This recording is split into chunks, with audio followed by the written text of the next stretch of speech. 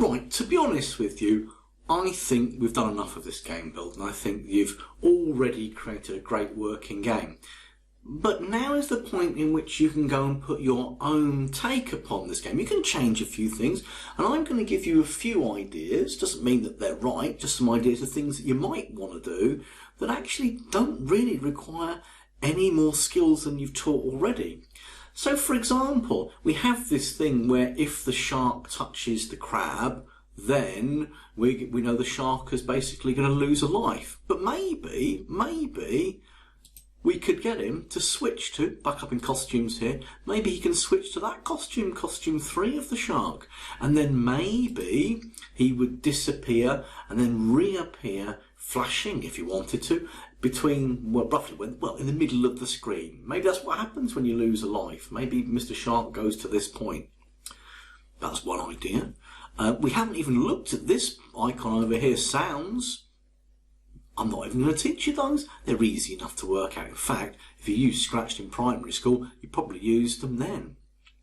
Other things that you could do. I mean, this game could go on for a long time. We've got a scoring system and a live system, but, you know, some of you kids are very good at video games. Maybe you'd never lose a life because your fish and shark game skills are so mad.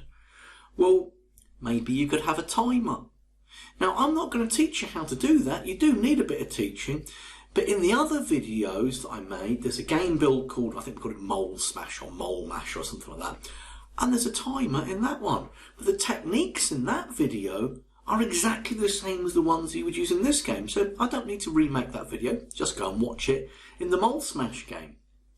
Another thing that you might want to do is when we've got this fish, maybe it's saying change X by 3.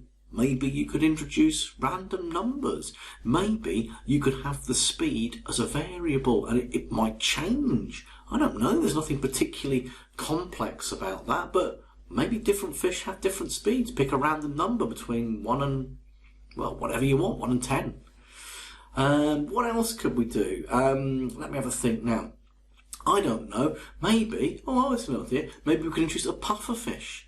And the puffer fish will home in on Mr. Shark. It will slowly move closer and closer to Mr. Shark.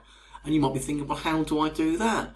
Well, actually, in motion, we had this pointing direction, but we've got point towards, and you can see that actually it can point towards any object in the game. So you could put a puffer fish or something in there, and maybe the puffer fish can point towards Shark 2, as it's called there, Shark 2, and maybe he'll just, instead of doing changing X and Y, you can use this move so many steps, and it might do that forever. Or maybe it might do it, it's got its own little timer and the pufferfish only comes in for 15 seconds and he slowly heads towards Mr. Shark, and then after 15 seconds he might flash and disappear.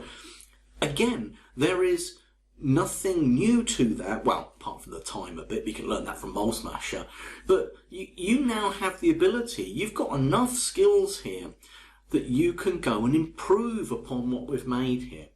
So that's it for this game build. I hope you enjoyed it, and good luck with your own interpretation of it.